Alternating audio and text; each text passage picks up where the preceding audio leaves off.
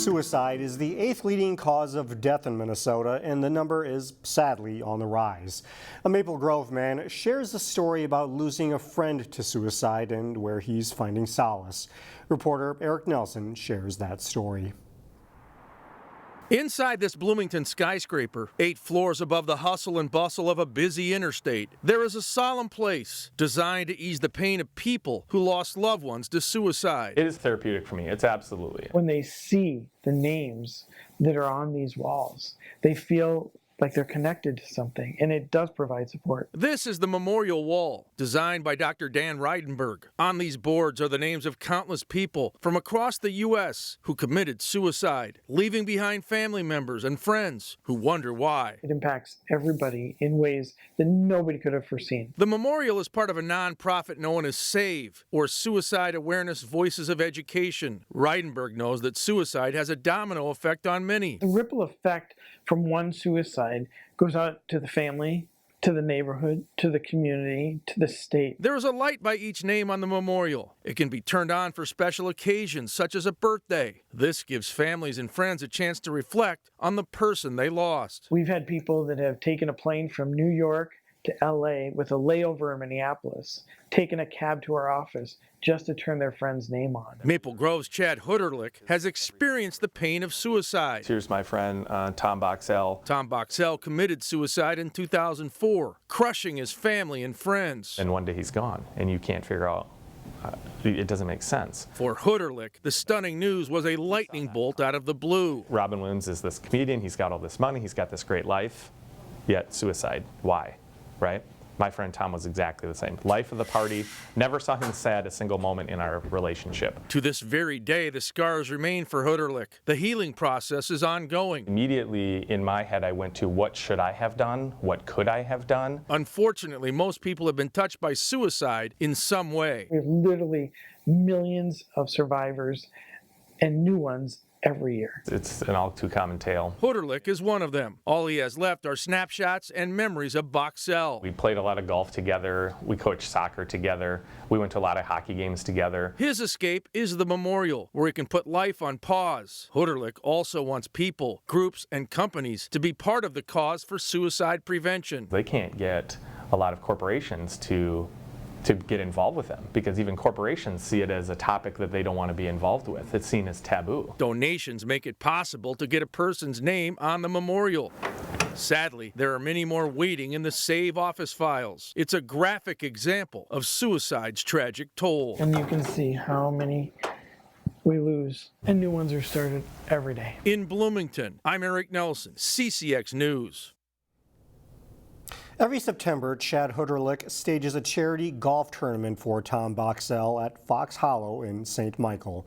If you or someone you know is at risk of suicide, we want to share this number. Call the National Suicide Prevention Lifeline at 1-800-273-8255 or text MN to 74141 to get help. Hennepin County is encouraging homeowners and developers to deconstruct buildings instead of demolishing them with the goal of reducing waste. In a demolition project, the entire building is demolished and wrecked, whereas in a deconstruction project, the building is taken apart piece by piece, and it's typically by hand. So that process typically takes a lot more labor and time. County officials say deconstruction costs twice as much as demolition. To offset the time and labor cost, each project can receive up to $5,000. So far, about 5 cities, including Brooklyn Center, are eligible for the grant. The eligibility for our grants, it has to be properties built in 1950 or prior. So we're looking for kind of a certain age that has these high valuable materials. But if you wanted to do salvage work apart from our grant, I mean, any materials, as long as it's accepted at the salvage business, could potentially be salvaged and reused. Cashman says typically up to 85% of materials can be salvaged, including things like lumber, doors, and cabinets. Hennepin County has a total of about $100,000 in deconstruction grants available for this year. The nominees for 2020 Minnesota Teacher of the Year have been narrowed down from 135 teachers to just 36. A few from our area made the cut. In the Osseo School District, 2 teachers are from Birch Grove Elementary School. Jan Yawn teaches 2nd grade and Corey Brown is an art teacher there.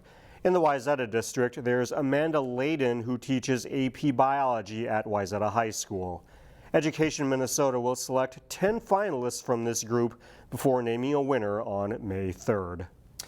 This week, Minnesota's First Lady, Gwen Walz, visited several Robbinsdale area schools in honor of I Love to Read Month.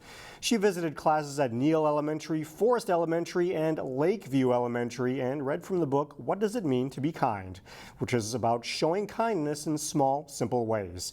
You might remember the First Lady also spoke to Robbinsdale teachers at the beginning of the school year. Every spring, the Plymouth Library rallies readers around a single book. This year, the book is Virgil Wander by Leif Anger. The library is preparing for 2 months of activities around the book with this kite display that went up in the library this morning. Mr. Kite Man Dave Herzig hung a variety of kites from the ceiling of the Plymouth Library. Some are about 40 feet long. Then we have a samurai kite, and that's a rokaku, which is the Japanese fighting kite. Then the last one over there is called Big Man. It's a flat kite, but again, it's really striking in the air. So we were after a variety of kites. Dave is a member of the Minnesota Kite Society. He will also lead a workshop to help students in grades 3 through 8 build a kite on March 14th. We have more details about this year's Plymouth Reads lineup posted on our website.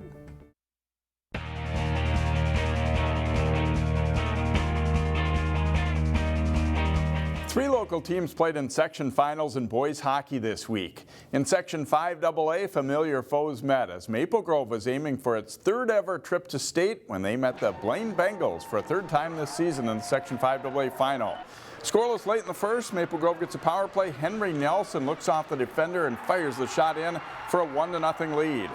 Early in the second, Crimson freshman Landon Gunderson threads it to Joshua Giuliani and he tips it in for a 2-0 lead. In the third, Blaine on a rush, but Jack Winicky is in great position and he makes the stop here. Blaine's Finn Loftus walks out of the corner and gets to the net, but Winicky stops this one as well. Then a 2-on-1 rush for the Crimson. Sam Jacobs to Chris Kernan and he buries it top corner for a 3-0 lead. And they do a great job blocking shots and denying Blaine the middle of the ice. The Bengals put 45 shots on net, but Winicky stops everything for a shutout. Maple Grove is the Section 5AA champion with a 3-0 victory. They kept him to the outside. I can make saves from out there, so it really helped me really get into the game and get my hands going, so yeah. We wrote on the board unfinished business 365 days ago, and the kids wanted this more than anything, and Jack came into our locker yesterday and you could see how bad he wanted it, and I'll tell you, he had a phenomenal game tonight, and he's a big part of why we're here right now. Armstrong-Cooper is in its first season in Class A. After beating the #1 seed in Section 2, Orono, in the semifinals, the Wings look to become the first team from the Robbinsdale district to make it to the state boys hockey tournament since Robbinsdale in 1959. The Wings facing Delano in the Section 2A final. The Tigers strike first. Gunnar Paulson in the slot puts it away just under 5 minutes into the game. Less than 5 minutes later, Mike Weber picks up a loose puck at center ice and he goes in to score. Things looking good for Delano as they lead it 2-0 after the opening period. But Armstrong-Cooper plays very well the rest of the way. Jack Campion to Noah Wiesjohn for goal in the second, and it's a 2-1 game. Then in the third, Wiesjohn carries it up the left side and he sets up Ben Anderson for a nice goal. The Wings excited as they tie this one at 2-2. It stays that way through regulation and we go to OT.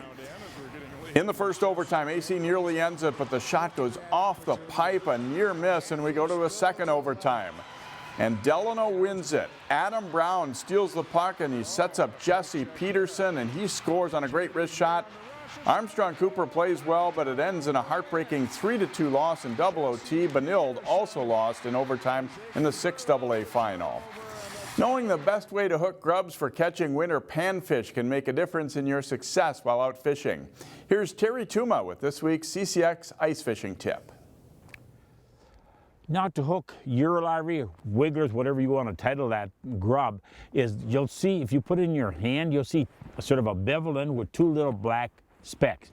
Then take your sharp hook and just hook it, sort of nick that grub just in the skin, because you do not want to tear it. Same thing with the wax worms. You do not want to tear it. If you tear it, all those natural juices, that scent flows out immediately. And if you hook it correctly, that Urlarvi, that wiggler, will still constantly move. And then to try to take care of your bait in the fish house. Very, very important. The other two is that when you're using these, don't be afraid to experiment. Have you noticed I have two different colors of spikes? One is white, one is red, and there's going to be time frames when the white one works better, then the red one works better. There's going to be time frames when a waxworm is better, more productive than the other two. So here again, do some experimenting, and many times it'll change from lake to lake and also from hour to hour. So be open-minded, experiment, experiment, experiment.